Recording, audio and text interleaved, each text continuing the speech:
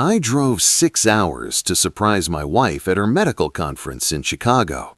Flowers in hand, her favorite chocolates, a reservation at the restaurant where we had our first date. I walked up to the front desk of the Hilton with a smile, ready to ask what room Dr. Sarah Mitchell was staying in. The clerk typed her name into the computer, smiled. Yes, Mr. and Mrs. Johnson, room 812. Would you like me to call up and let her know you're here?" My hand froze halfway to my wallet. "I'm sorry, what name?" "Johnson," she repeated cheerfully. "Checked in yesterday. Is there a problem?" I stared at her. My wife's maiden name is Mitchell. Her married name, my name, is Carson. Who the hell is Mrs. Johnson? "No," I said slowly. "No problem. Don't call. I'll surprise her." The clerk handed me a key card. "Enjoy your stay, Mr. Johnson." I took the elevator to the 8th floor, flowers in one hand, key card in the other, and a sick feeling spreading through my chest. Room 812. I stood outside the door for a full minute, listening. Voices inside, laughter, a man's voice I didn't recognize, then hers. "We should order room service. I don't want to leave this room all weekend." I slid the key card into the lock. The light turned green. I pushed the door open. If you want to know what I saw when that door swung wide, hit subscribe, because what happened in the next 60 seconds didn't just end my marriage, it exposed a lie that had been running for 3 years. My name is Daniel Carson. I'm 38 years old, and I'm a high school history teacher in Indianapolis. I drive a 2015 Subaru Outback with a Coexist bumper sticker my wife bought me as a joke. I wear khakis and button-downs. I grade papers at the kitchen table. I make dad jokes even though we don't have kids yet. I'm boring, I know that. But I'm steady. I'm loyal. I'm the kind of man you build a life with. Or so I thought. My wife, Sarah, is the opposite of boring. Dr. Sarah Mitchell, she kept her maiden name professionally, is an ER physician at St. Vincent Hospital. She saves lives. She works 12-hour shifts. She comes home exhausted and wired at the same time, telling stories about the gunshot wounds, the heart attacks, the miracles and tragedies that fill her nights. She's brilliant. She's beautiful. She's everything I'm not. And for 10 years, I thought we'd balanced each other out. She was the fire. I was the steady ground. She was the storm. I was the shelter. I loved her so much it scared me sometimes. Looking back now, I realized that fear wasn't irrational. It was a warning. The conferences started about 3 years ago. "I need to keep up my CME credits," Sarah explained one night over dinner. "Continuing medical education. It's required for my license." "Makes sense," I said. "Where's this one?" "Chicago. 3 days. Trauma Medicine Symposium." "Want me to come with? We could make a weekend of it." She hesitated, just for a second. "It's pretty intensive. Back-to-back sessions, networking dinners. I'd feel bad leaving you alone in the hotel all day." "I don't mind." "Daniel," she reached across the table, squeezed my hand. "I love you for offering, but this is work. Let me focus, and when I get back, we'll do something fun. Just us." I believed her. Why wouldn't I? The conferences became regular. Every few months, a new city. Chicago, Denver, Boston, Atlanta. Always 3 or 4 days. Always intensive. Always alone. "How was it?" I'd ask when she got home. "Exhausting," she'd say, dropping her bag by the door. "But good. Learned a lot." She'd show me her conference badge, the tote bag full of pharmaceutical company swag, the stack of business cards from other doctors. Everything looked legitimate. Everything felt off. It was the little things that didn't add up, like the time she came back from Denver with a tan in February. "The hotel had a rooftop pool," she said. "I got some sun between sessions." Or the time I called her during the Boston conference and heard music in the background. Loud music. Club music. "Where are you?" Networking event. It's at a bar. Can I call you back? Or the time she came home from Atlanta smelling like cologne. Not her perfume. Cologne.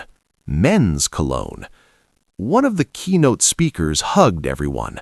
European guy. Very touchy-feely. Each time I swallowed the doubt. Each time I told myself I was being paranoid. Each time I chose trust over truth. The Chicago conference was supposed to be her biggest one yet.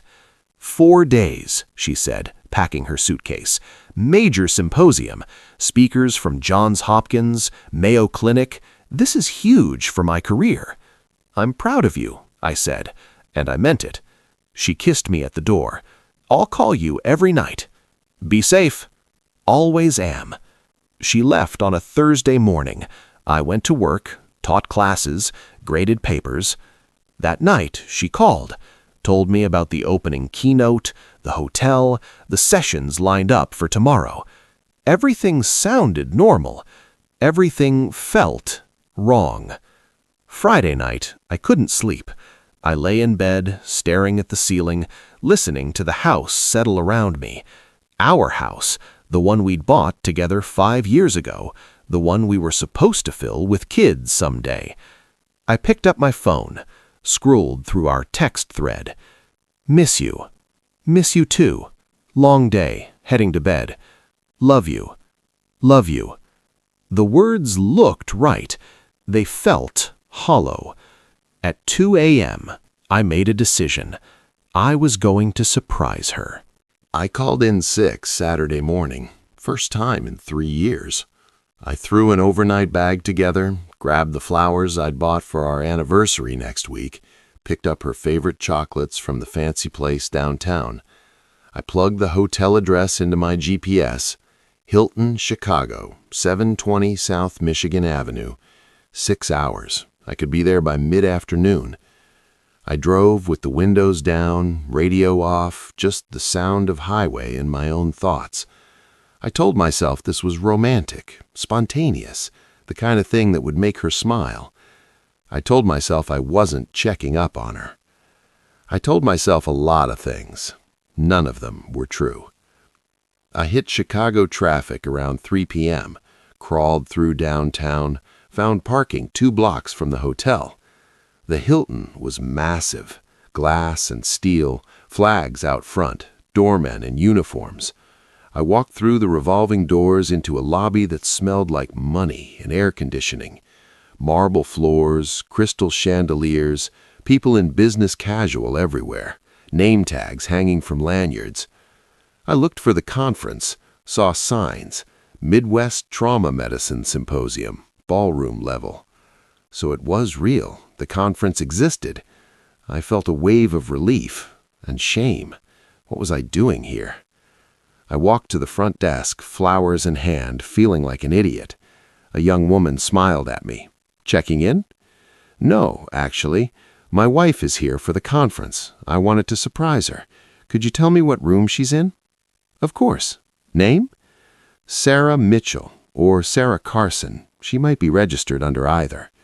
The clerk typed, frowned, typed again. I'm not seeing either of those names. My stomach dropped. Are you sure? Let me try. Oh, wait, here we go. She smiled. Mr. and Mrs. Johnson, room 812, checked in yesterday. The world tilted. I'm sorry? What?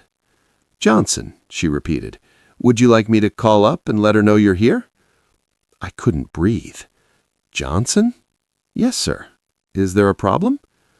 My wife's name is Mitchell. My name is Carson. Who the hell is Johnson? No, I heard myself say. No problem. Don't call. I'll surprise her.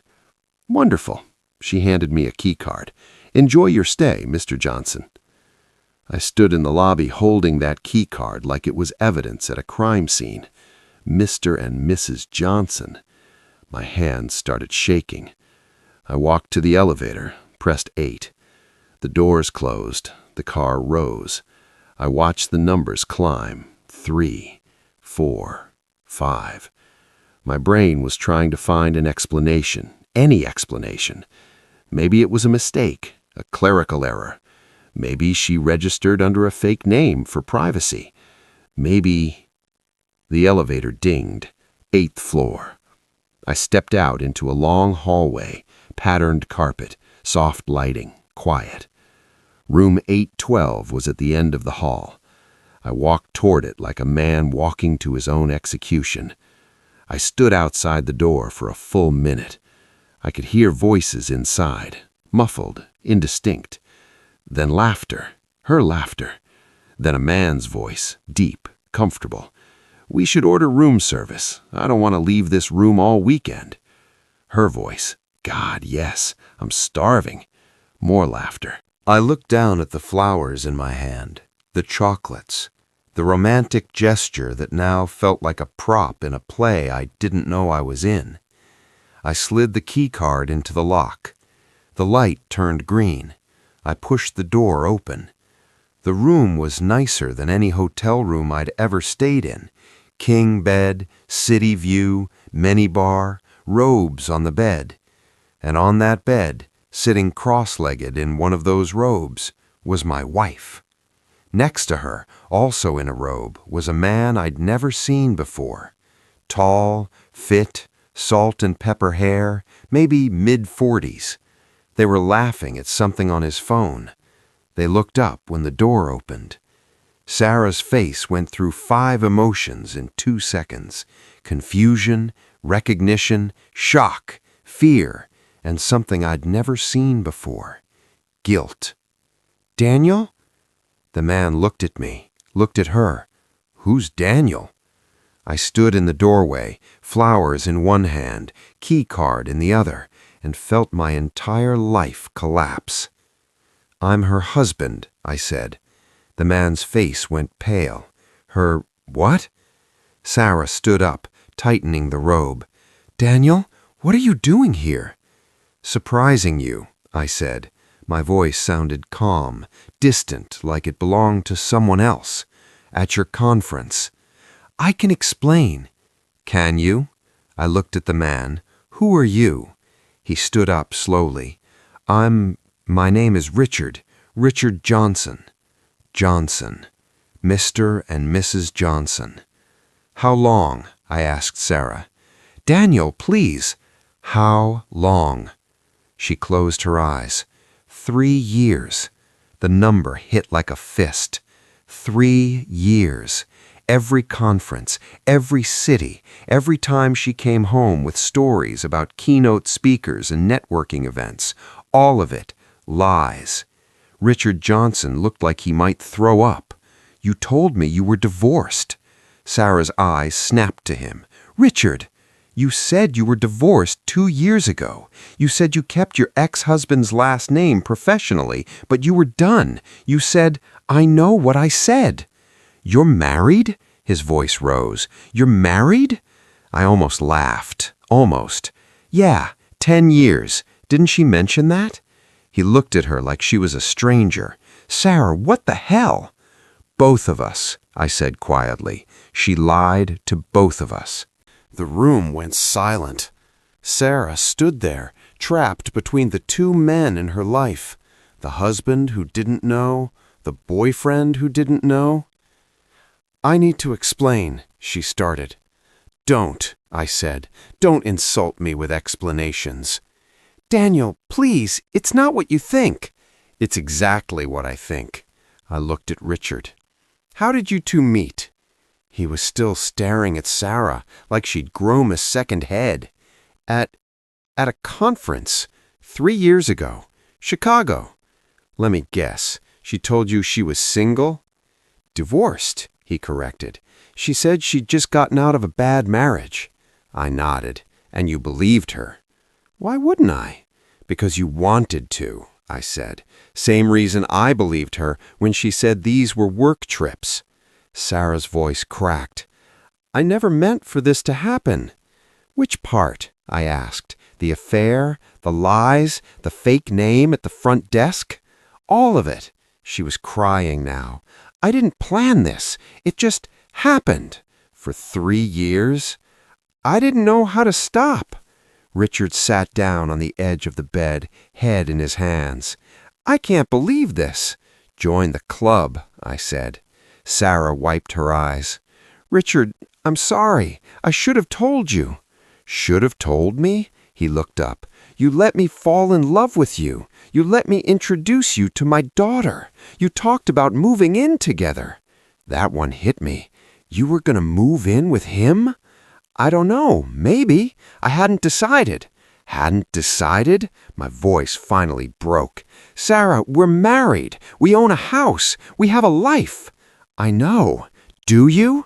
I stepped closer. Do you have any idea what you've done?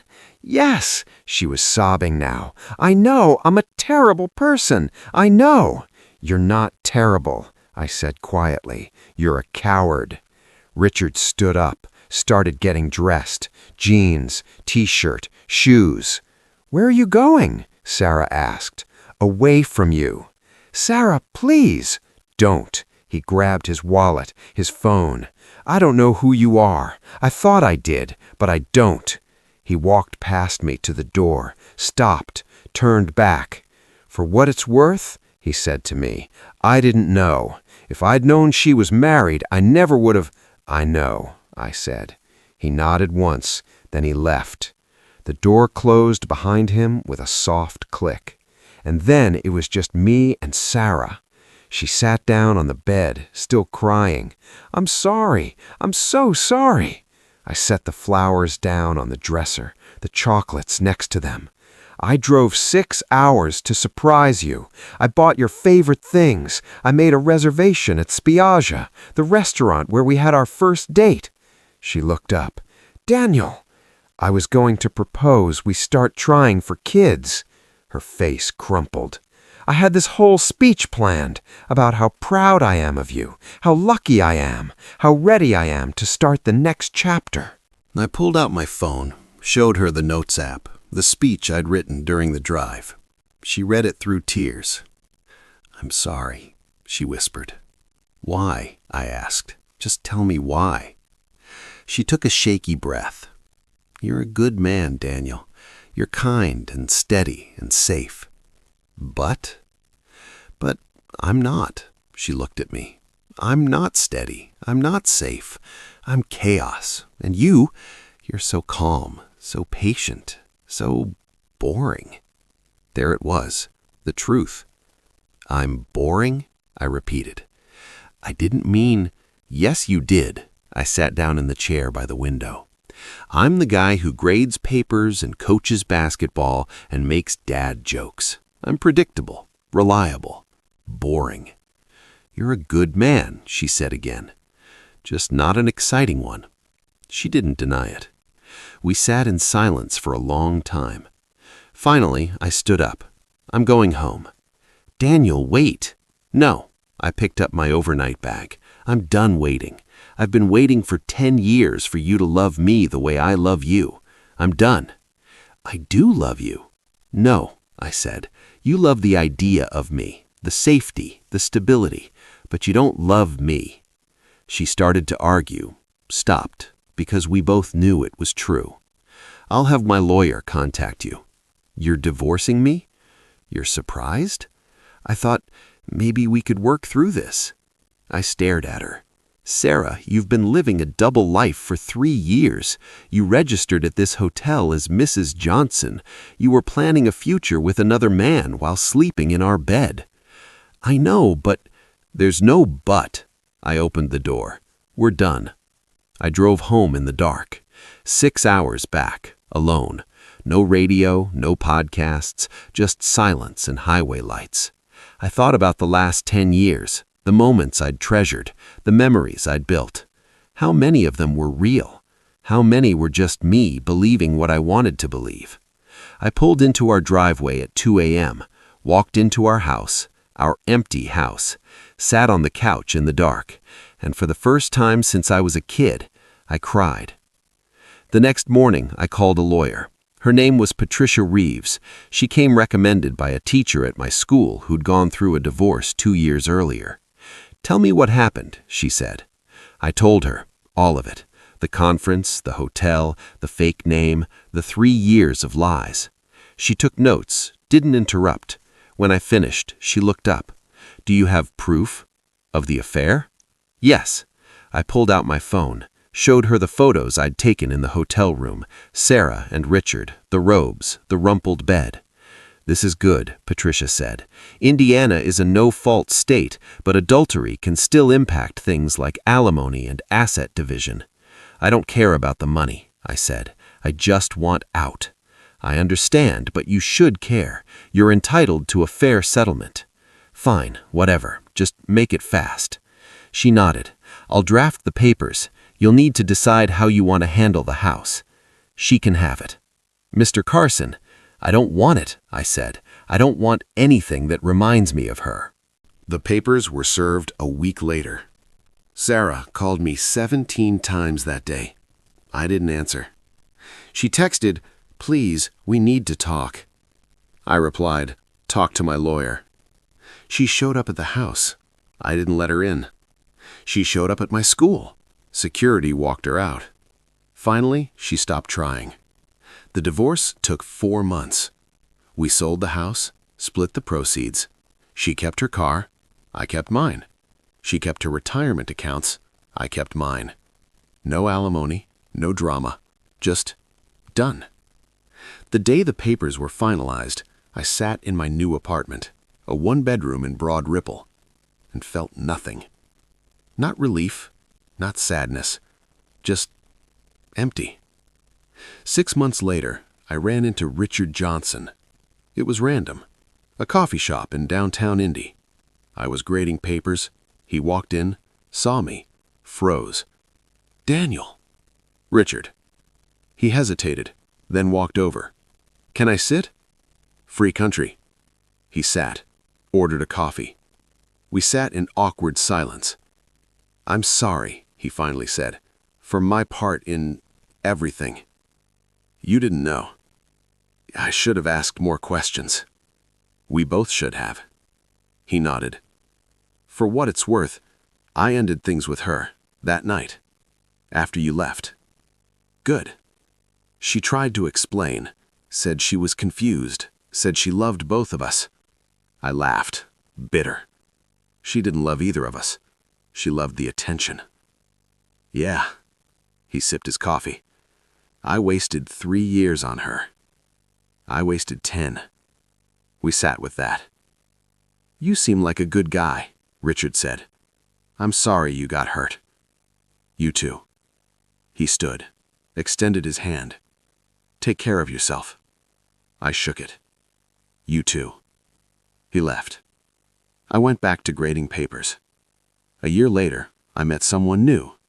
Her name was Emily. She taught English at my school. Divorced, no kids, loved hiking and terrible reality TV. We started slow. Coffee, then dinner, then a weekend trip to Brown County. She knew about Sarah. I told her everything.